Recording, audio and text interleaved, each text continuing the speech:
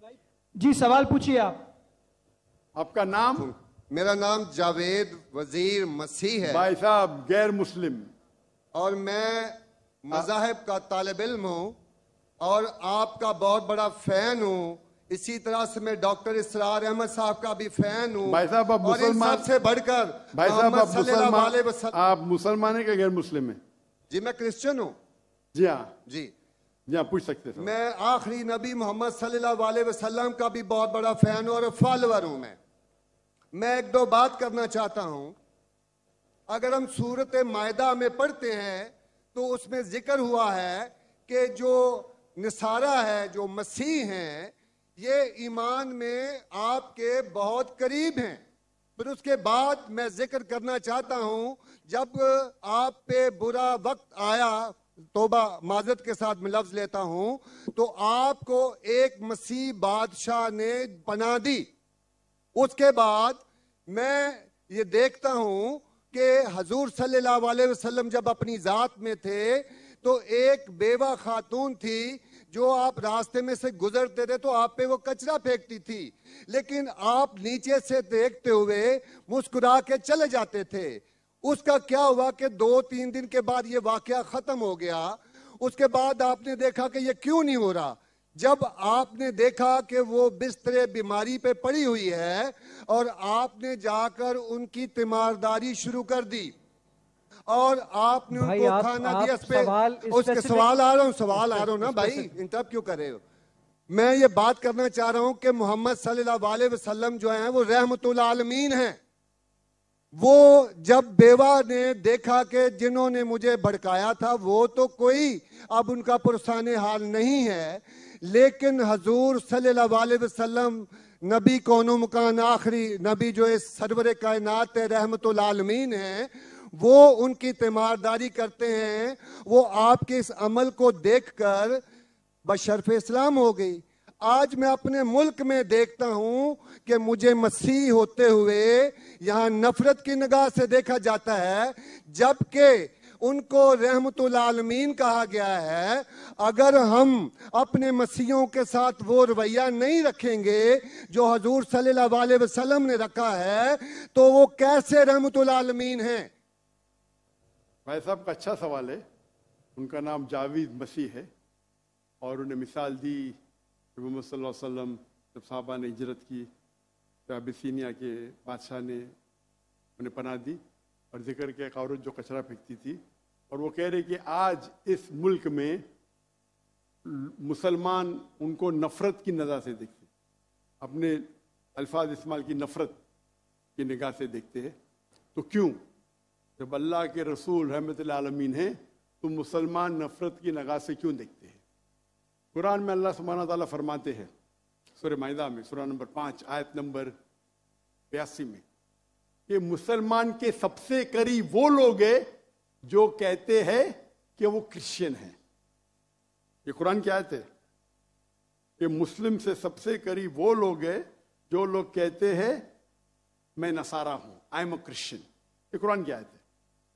और कुरान में 1/3 हिस्सा 1/3 of the Quran is address to मुखातिब है या अहले किताब, या अहले किताब कहो अहले किताब से, यहूद और नसारा से।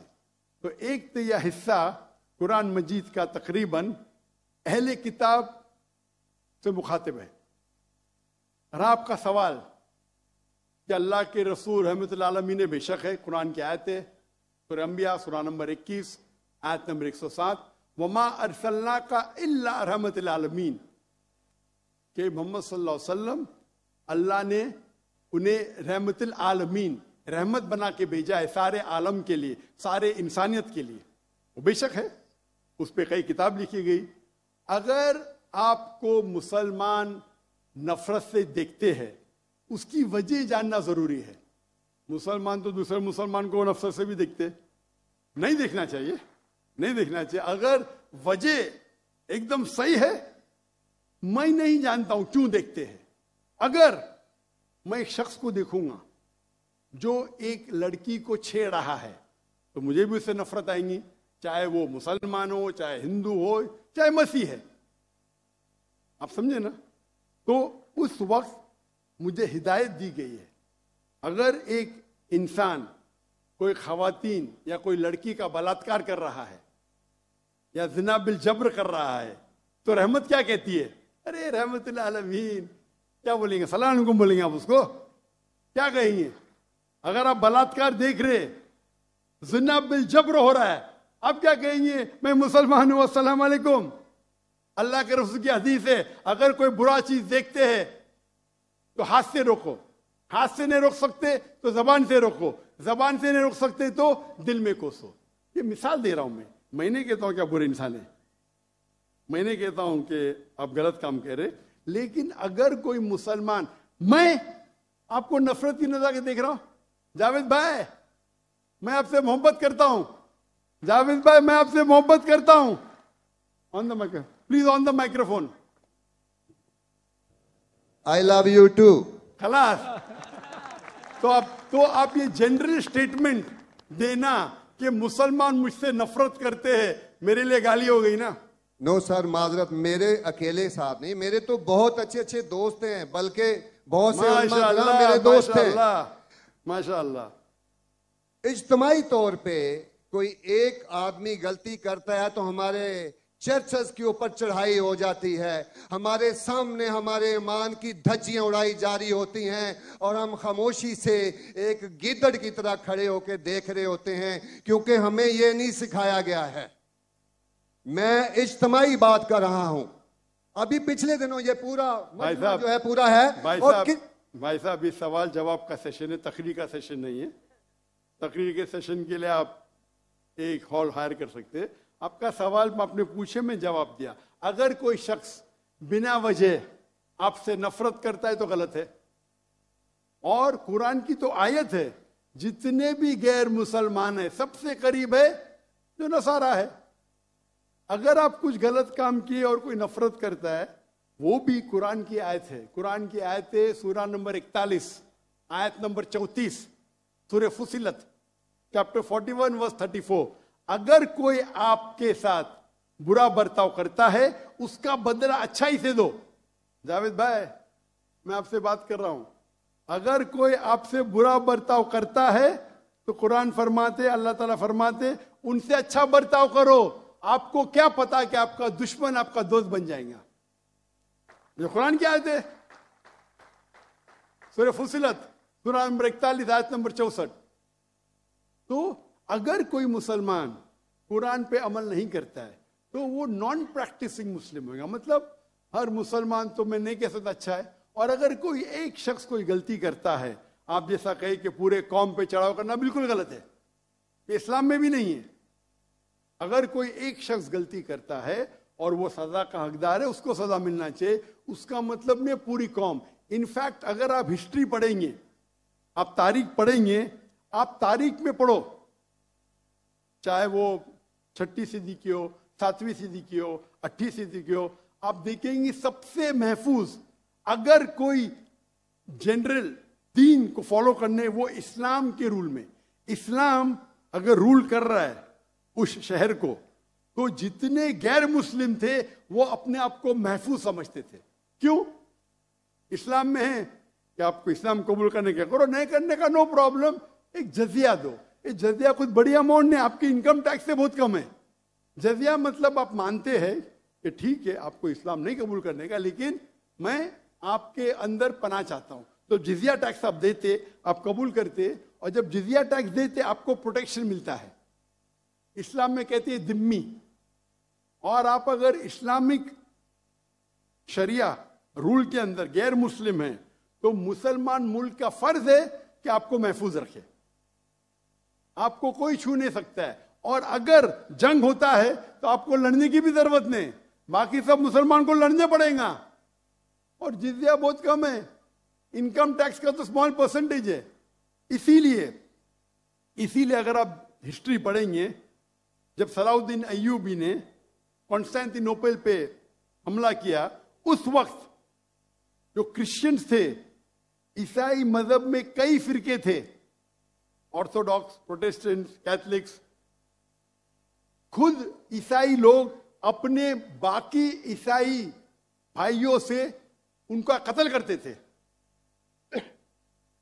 और जब इन लोग ने कॉन्कर किया कॉन्स्टेंटिनोपल को तो मुसलमानों पे जुल्म किया। तो जब सलाहुद्दीन अय्यूबी ने कॉन्कर किया तो ईसाई लोग डर गए कि अभी तो हम लोग की मौत आ गई। तो उनने कहा मैं सलाहुद्दीन अय्यूबी हूं, मैं मुसलमान हूं, आप मेरे राज में महफूज है। और इतना हिस्ट्री पढ़ेंगे आप, क्रिश्चियंस ईसाई चाहते थे कि सलाहुद्दीन अय्यूबी रूल करे ताकि वो महफूज हो। तो अब हिस्ट्री पढ़िए। आज मुसलमान को देख के दीन को मत समझिए, कुरान को पढ़िए, हदीस को पढ़िए। और इसमें आप देखेंगे कि कुरान के अंदर किस तरीके से इज्जत दी है गैर मुसलमानों को। दावत दो, कबूल करते अच्छी बात है, नहीं कबूल करती किस पे जोर जबरदस्ती नहीं। अगर कोई इस्लामिक मुल्क में कोई भी चर्च है या टेंपल है, उसे डिस्ट्रॉय करने की इजाजत नहीं, अनलेस वो कोई फितना कर रहा है। ये सब उसूल है। वो फितना कर रहा है तो अलग बात है। तो एक इस्लामिक मुल्क में सबसे ज्यादा महफूज है गैर मुसलमान। और मैं मिसाल देता हूं, मेरी जाम में से आ रहा हूं मलेशिया में हिंदू 6% है, 6.3%, 6.3% है। आप कंपेयर करेंगे बिटवीन इंडिया, जिस तरीके से इंडिया माइनॉरिटी मुसलमानों को ट्रीट करता है, हम 14.3% है according to the Indian government, वहां मलेशिया में 6.2%। लेकिन जिस तरीके से मलेशिया हिंदू लोग को ट्रीट करता है, इतने अच्छे तरीके से, इतने उनको राइट्स दिए, ये एक मिसाल है। मैं पाकिस्तान के बारे में कह नहीं सकता हूं क्योंकि रहता नहीं हूं। मैंने कहता हूं पाकिस्तान अच्छा सुलूक करता है, नहीं अच्छा सुलूक करता हूं, मुझे हक नहीं बोलने का क्योंकि मैं जानता नहीं हूं। लेकिन मलेशिया में जहां रहता हूं मैं जानता हूं, इतने राइट्स है उनके पास, इतने हुकूक दिए गए। तो इस्लाम के अंदर गैर मुसलमान महफूज है। सिर्फ फितना नहीं करना चाहिए कि कुरान कहते हैं फितना इज वर्स देन मौत, कत्ल से और खराब है। तो अगर आप फॉलो करते जो उस इस्लामिक मुल्क का कानून है, तो गैर मुस्लिम, सिर्फ गैर मुस्लिम होने की वजह से उन्हें कोई भी अटैक नहीं कर सकता है, और करता है तो गलत है। Hope that answers the question.